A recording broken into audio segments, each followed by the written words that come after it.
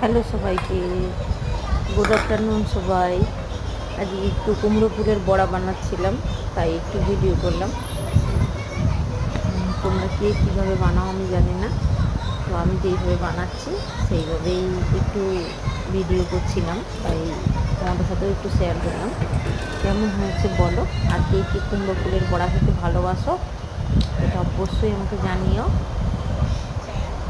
Tata, by, আবার দেখা হচ্ছে নেক্সট ভিডিওতে।